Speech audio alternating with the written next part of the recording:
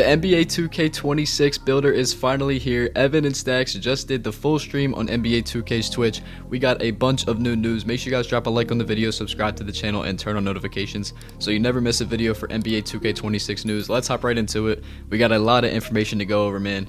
Let's go. Starting with the actual builder itself, I will put a screenshot up on the screen for you guys to see, but it is the same build your own player from scratch. A lot of people thought 2K was going to go back to like pie charts or archetypes from previous 2Ks. I don't know why anyone would think 2K would go backwards. Obviously, they're just going to keep moving forward. The build your own player is fine. I mean, that's pretty much how all the custom builds are going to be probably for, you know, a long time, so that is completely fine with me. I don't know why people will want something different or something that was old from a previous 2K brought back. This builder gives you the most flexibility and creativity as possible, so keeping this was the right decision in my opinion. Alright, moving on from the actual builder itself, we got our first piece of new information when it comes to making it build, and that is the animation glossary. And what that is that will list every animation in detail with height requirements while you are actually making a build, so you can actually see different animations you can unlock and what you can't unlock when you're actually making your build.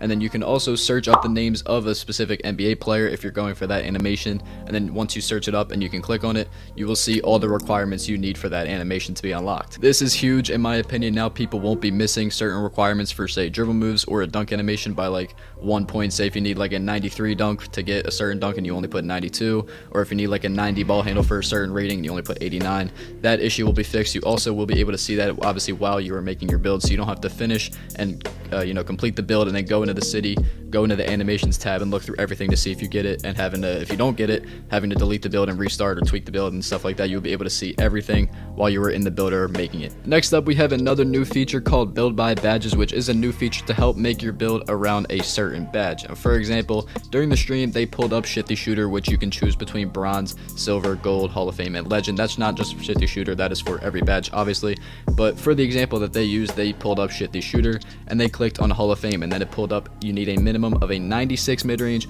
or a 96 three-pointer to unlock that Hall of Fame Shifty Shooter. And once you click it, say for example they pick the 96 mid-range, then it will automatically pin the 96 mid-range onto your build, and then you can work around that attribute with all the rest of your build, but you will still be able to pin that 96 mid-range or the 96 three-pointer, whatever you choose for example, and then get that Hall of Fame Shifty Shooter. We also have a completely brand new feature once you are done completing your build, and it is called the Scouting Report. This feature allows you to edit and test your build and shows you the shades of all your NBA players like how it was in previous 2Ks, but the new part, it shows you all your best badges, your top attributes, and your strengths and weaknesses with your build. For example, if I make a threes guard build, the builder might say I have a weakness in defense, might say I have a weakness with my vertical or finishing around the rim, stuff like that.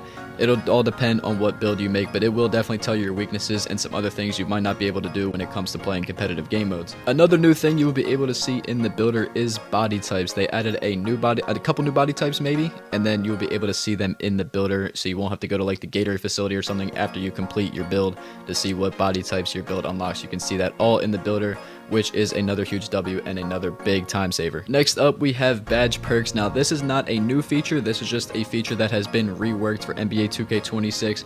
We have the return of max +1 badges from previous 2Ks. As you guys know, you get those max +1s throughout the season pass, and you can turn a badge from say silver to gold, or you can turn a gold badge to Hall of Fame, or a Hall of Fame badge to legend. You guys know how that works. But this year for NBA 2K26, we have max +2 badges, which will take for say a bronze badge and that'll turn into gold, or a silver badge to Hall of Fame, a gold badge to legend, so on and so forth. You guys know what I'm talking about. But we have even more new ones this year. We have Takeover Surge, which if you put a tier 2 or a tier 1 badge into the Takeover Surge, it will boost that badge when you have Takeover unlocked. And we have another one called Hot Start, which will boost your badges at the beginning of the game. And lastly, we have another new one called the Clutch Gene, which will boost those badges in a late high pressure situation, late in the game, say like a tie game, like an 18-18, you need one more shot to win the game.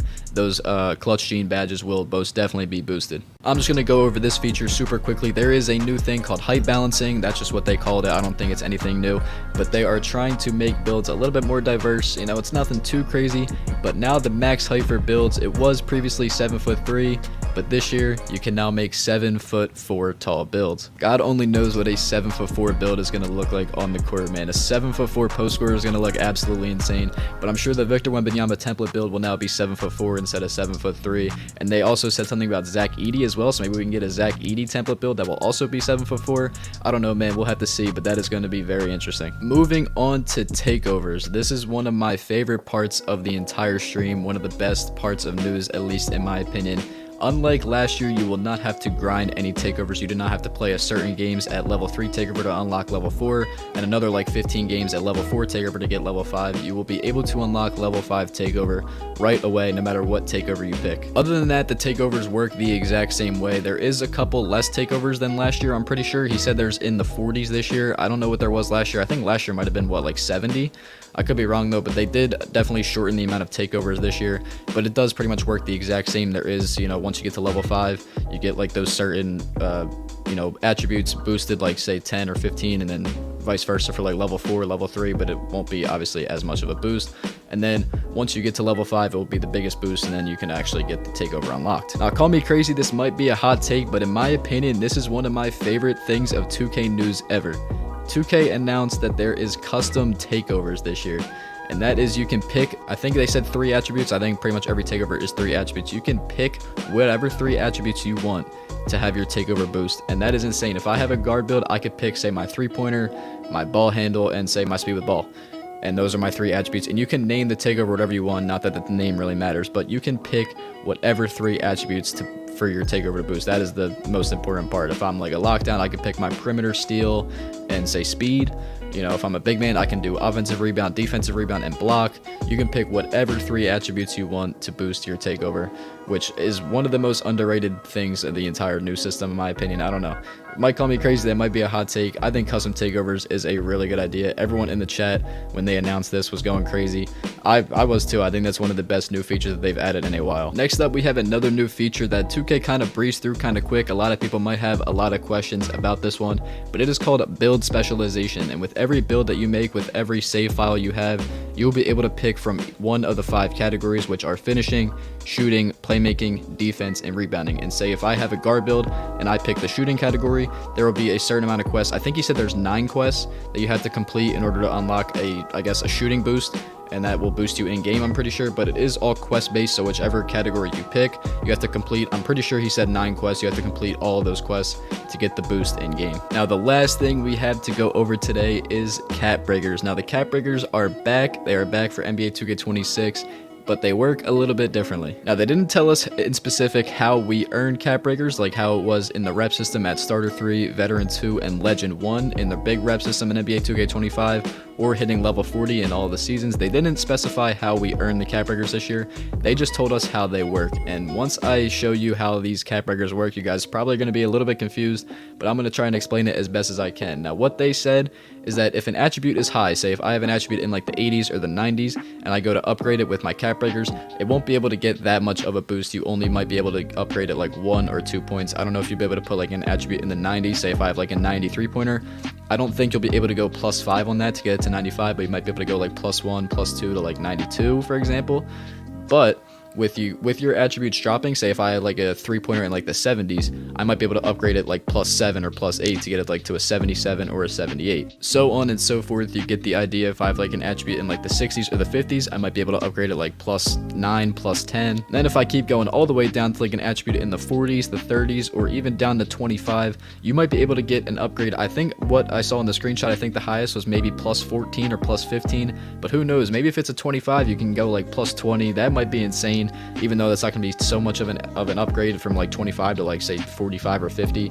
But that's still a pretty big boost, I'm not gonna lie. That takes you from completely useless in that category to, you know, maybe somewhat decent. I don't know, man. It's gonna be interesting to see how these cap breakers work, but honestly, I think the new cap breaker system will be a lot better than last year's. Actually, cap breakers were not the last thing we're gonna go over in this video. I completely forgot about the brand new Rebirth system. This year, there are 4 tiers of Rebirth, and they are Silver, Gold, Hall of Fame, and Legend to match all the badge tiers. Once you unlock 90 overall on any build, you will unlock Silver Rebirth, and that is the same how it was previous years. You will make a new build, all your badges will start at Silver.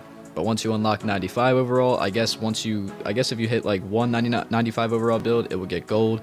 A second 95 overall build will be Hall of Fame, and then a third 95 overall will be Legend. That's my guess. But once you get to, say, Gold Rebirth, all your badges will start at gold if they can. If they obviously max out at silver, they will not be gold, they will just be silver. But if your badges can get to gold, Hall of Fame, or Legend, they will start at gold.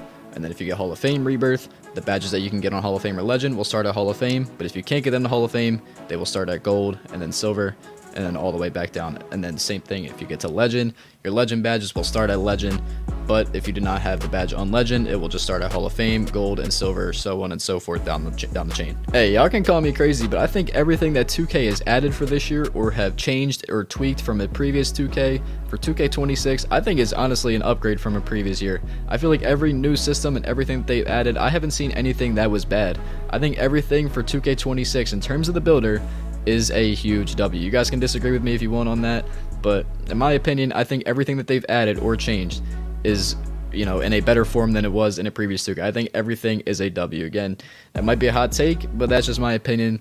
I honestly think in terms of the builder and all the stuff that I mentioned in this video will be improved from a previous 2K. I don't know, man. We'll have to see once we get more information about the city and stuff like that, and, you know, all the other stuff that they have to drop on the game. And once we get to Community Day and people start dropping the builds and the gameplay and stuff like that, we will really get to see what this game's going to look like, man. I just hope this game is going to be good, man. But that's all I have for the news for you guys today. There was a lot to go over, man. So if you guys enjoyed and you guys found out some new information, make sure you guys drop a like on the video. Subscribe to the channel. We're on the road to 2,000 subs, and turn on notifications so you guys never miss a video, especially for this 2K26 news. We're gonna be pumping out new ones as soon as they come out with all this news, man. We're gonna have a fun little end of the August here into 2K26's release, man. So make sure you guys turn on them noties so you never miss a video, and I'll catch you on the next one, man. Peace.